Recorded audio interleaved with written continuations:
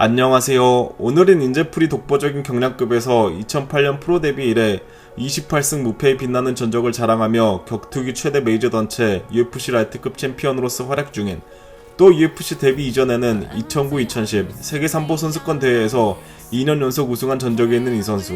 체급 내에서 압도적인 완력뿐만 아니라 높은 그래플링 IQ를 자랑하는 이글 하빕 누르마고메도프에 대해 알아보도록 하겠습니다.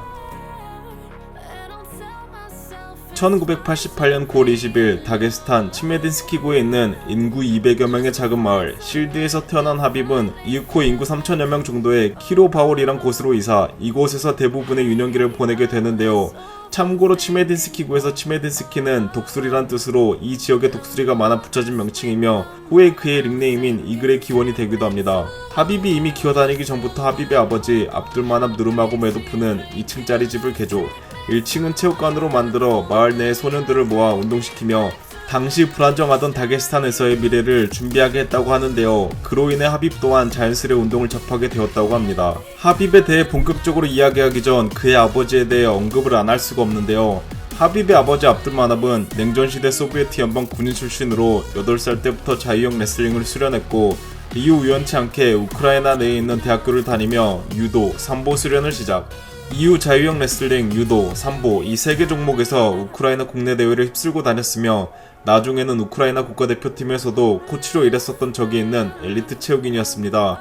소련 군인 출신 뼛속까지 동유럽 엘리트 스포츠 체육인이었던 압둘마납은 하빕을 포함한 자신이 가리키던 모든 아이들에게 소위 스파르타식으로 공평하지만 어떨 때는 매우 가혹했다고 합니다. 하지만 국가마다 처해 있는 현실이 다르고 전쟁의 위험에 항상 노출되어 있던 당시 다게스탄의 정세 때문에 극소수를 제외하곤 군인으로 커가야 할 운명을 지닌 다게스탄 소년들이었기에 오히려 압둘마납의 존재는 아이들을 암울한 현실로부터 준비시키는 동시에 훌륭한 스승으로서 사회에 이바지를 한 셈이었죠. 아웃풋을 보자면 하빕의 아버지는 정말 훌륭한 트레이너였다고 볼 수 있는데요. 그는 20명의 삼보 챔피언들을 배출해내었고 그의 아들을 비롯한 이슬람 마카체프, 아부바카 누르마고메도프, 주바이라 투쿠고프 등 4명의 UFC 파이터들을 길러냈습니다.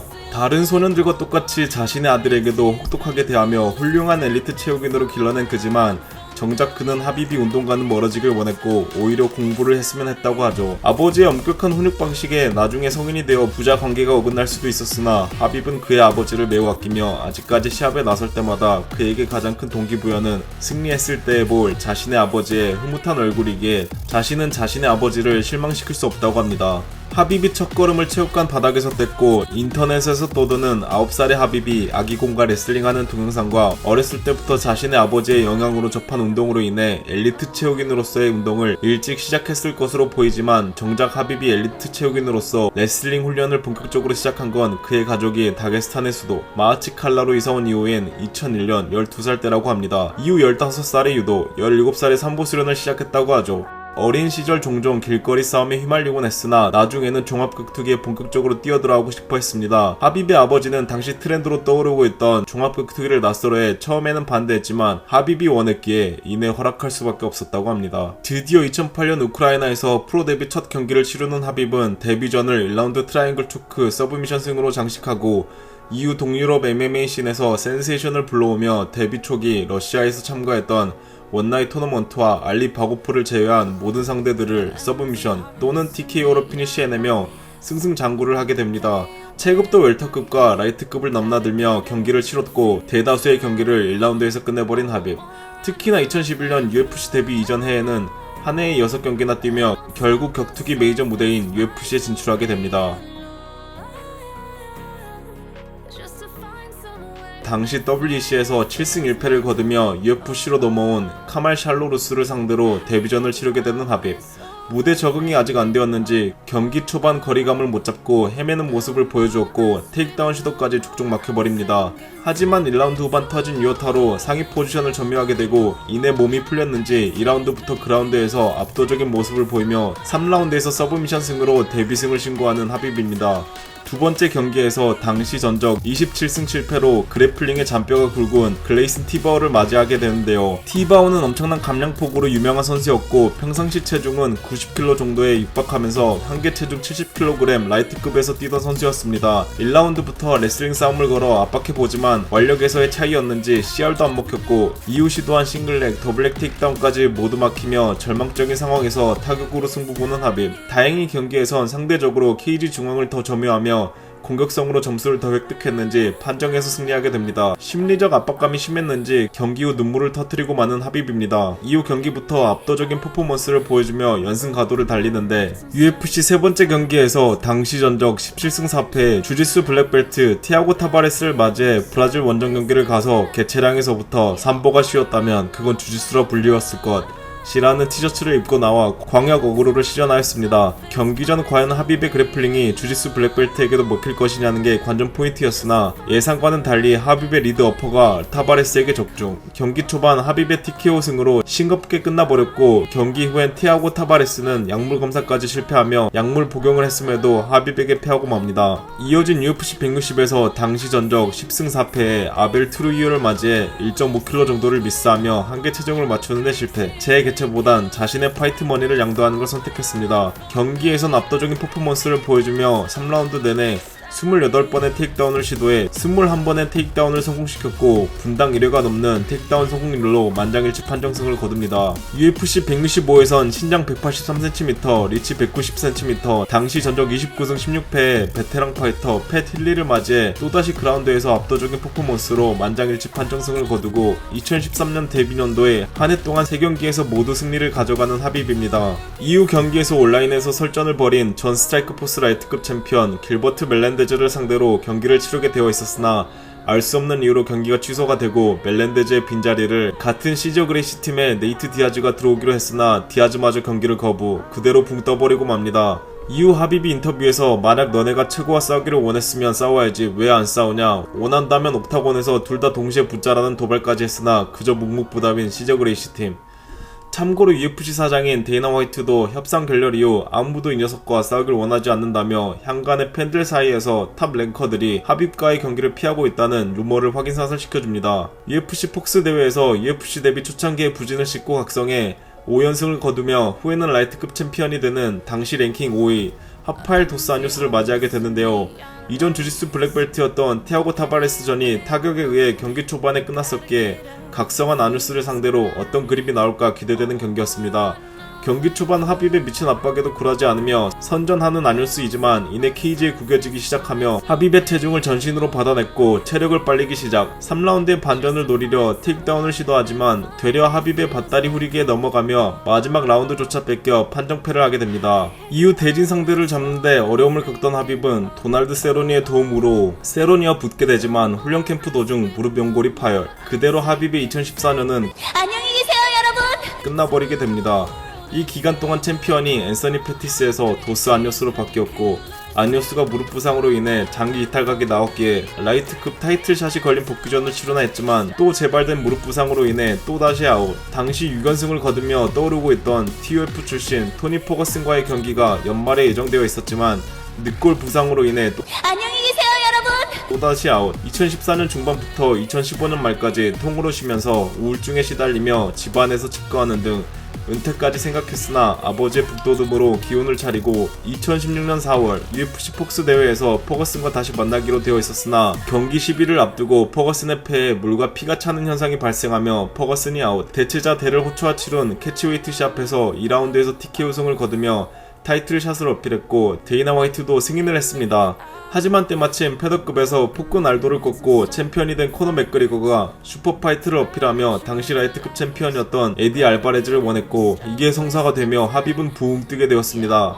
이때 합입은 붕괴하며 에디 알바레즈를 도전자를 가리는 가짜 챔프라며 신랄하게 깠고 주최사인 UFC 또한 서커스 집단이라며 깠습니다. 결국 코너 맥그리거와 에디 알바레즈가 메인 이벤트인 대회에서 메인 카드는 장식하지도 못하고 마이클 존슨과 경기를 하게 되는 합입입니다. 마이클 존슨은 TUF 출신으로 체급 내에서 빠른 핸드스피드와 묵직한 복싱을 갖추었고 대학교도 레슬링으로 전액 장학금을 받으며 갔던 선수였습니다. 특히나 직전 경기에서 더스틴 포이리에를 1라운드 만에 잡아내며 분위기가 오른 존슨이었죠. 하지만 자신이 메인 이벤터로 나섰어야 할 대회에서 메인 카드에도 못 들어가는 굴욕을 겪은 하빕의 심정은 퍼포먼스로 나왔으며 경기 초반 존슨은 자신의 빠른 핸드 스피드를 이용해 하빕의 머리 사냥에 나섰으나 이후 그라운드에 끌려 들어가 정말 잔인할 정도로 쉴 새 없이 맞기 시작합니다. 이 와중에 하빕은 존슨을 2번 죽이는데요. 쉴 새 없이 존슨을 때리는 와중에도 시간이 날 때마다 케이지 사이드에서 경기를 지켜보고 있던 데이나 화이트에게 말을 걸며 불평불만을 늘어놓는 동시에 타이틀샷을 내놓으라고 협박 아닌 협박을 했고, 화이트는 그 경기부터 끝내고 이야기하자며 하빕을 달래느라 정신이 없었죠.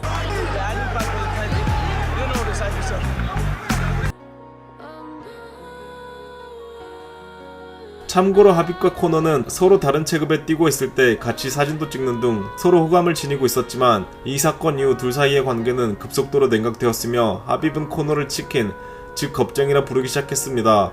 코너의 진영에 있던 러시아 출신 아르템 로보프는 마초 문화의 끝판왕인 러시아에선 이 욕이 얼마나 심한지 알고 있었기에 코너의 편을 들며 러시아 매체에서와의 인터뷰에서 하빕의 잦은 결장을 언급하며 겁쟁이 하빕이 그런 멘트를 할 입장이 못 된다는 식으로 깠죠. 로보프는 나중에 UFC 223을 앞두고 하빕과 마주치게 되며 여기에서 하빕과 그의 동료들에게 둘러싸여 하빕에게 내 앞에서도 이야기해보라는 말을 듣는과 동시에 뺨까지 얻어맞으며 이후 언급할 코너의 버스 난동 사건의 원흉이 되기도 합니다. 이후 챔피언에 오른 코너가 아기 출산을 이유로 잠정 휴가를 선언하고, 이 때문에 잠정 타이틀전으로 토니 퍼거슨과 또다시 경기가 잡힌 하빕.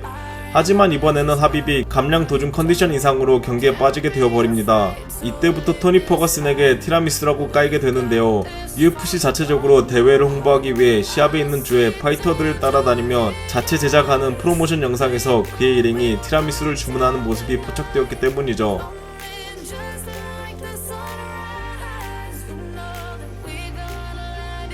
이후 라이트급 챔피언인 코너 맥그리거가 복싱과 외도를 하며 방어전을 치르지 않았기에 바로 보자와 경기를 치르게 되는 하빕. 종합격투기의 클리셰와도 같은 전형적인 타격과대 그래플러의 구도였으나 경기 내용은 절망적이었습니다. 경기 후 인터뷰에서도 1시간만 쉬게 해주면 코너나 토니 퍼거슨과 또 경기할 수 있다고 이야기했고, 바르보자와의 경기에서 자신은 경기를 끝낼 수 있었지만 1년의 공백기를 가졌기에 경기감을 되찾고 싶어 15분을 다 썼다고 하는 하빕. 바르보자를 2번 죽여버립니다.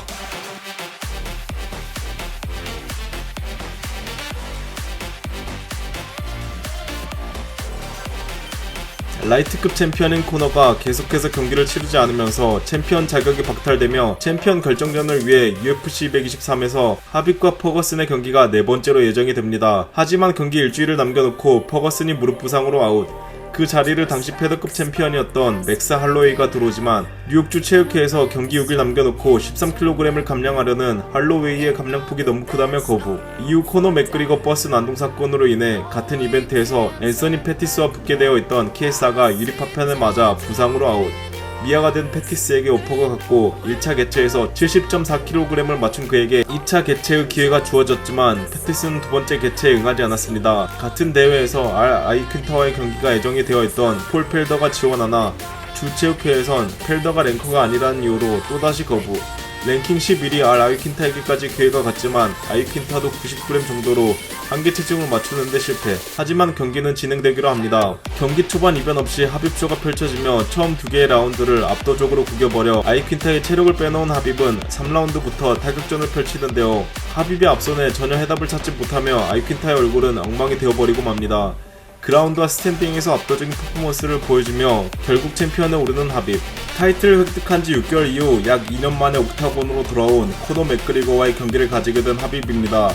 이전에 사건들도 있었기에 양쪽의 골의 깊이를 증명이라도 하듯 코너 또한 강도 높게 하빕을 계속 도발했고, 대상으론 하빕의 아버지, 종교, 그리고 다게스탄도 포함되어 있었죠. 또한 코너는 러시아 월드컵 때 자신은 푸틴에게 초청받아 러시아 월드컵을 관전하고 푸틴과 사진까지 찍었는데 너는 혼자 가서 뭐했냐? 라며 조롱까지 하게 되죠.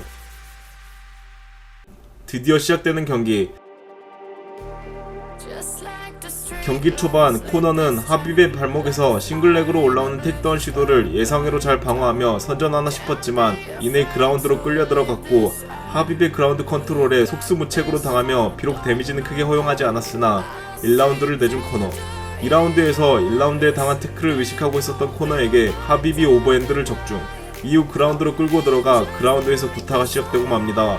앞선 2라운드에서 힘을 많이 썼던 탓인지 3라운드는 쉬어가는 느낌으로 타격전으로 보냈고, 이어진 4라운드에서 그라운드로 끌고 가 전방위로 괴롭힌 끝에 넥크랭크로 피니시를 내는 하비브입니다. 경기 이후 그동안 골이 깊었던 양측 진영의 감정 상태를 나타내기라도 하듯 패싸움으로 이어지면 난장판이 되는 경기장입니다.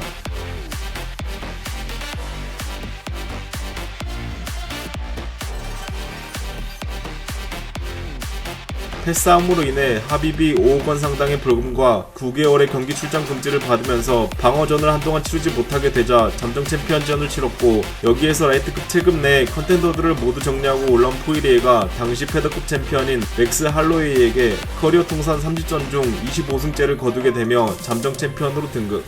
하비비의 복귀전 상대는 더스틴 포이리에가 되었습니다. UFC 242 아부다비에서 열린 하비비 2차 방어전 또한 이전 경기들과 크게 다르지 않았으며 1라운드부터 그래플링을 통해 포이리에의 밸런스를 무너뜨리며 체력 소모를 유도, 2라운드에서도 또다시 같은 전개. 하지만 3라운드에서 태클을 들어가던 하비브의 목에 포이리에의 길로틴이 감기며 심각한 위기를 맞는 하비브.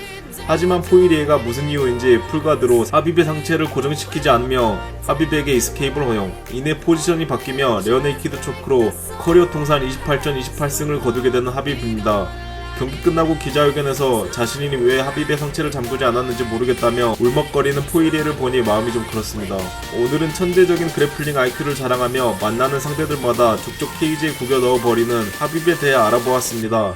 과연 하비브는 평상시 자신의 아버지가 이야기한 대로 30전 전승을 거두고 무패 챔피언으로 남아 역사적인 은퇴를 할지, 아니면 경기를 더 뛸지, 또한 마지막 남은 대학 마라보 평가받는 히스패닉 도깨비 토니 퍼거슨을 상대로 어떤 퍼포먼스를 보여줄지 지켜봐 주시면 재밌을 것 같습니다. 오늘은 좀 길어졌는데 끝까지 시청해주셔서 감사드리고 더 나은 영상으로 찾아뵙도록 하겠습니다. 감사합니다.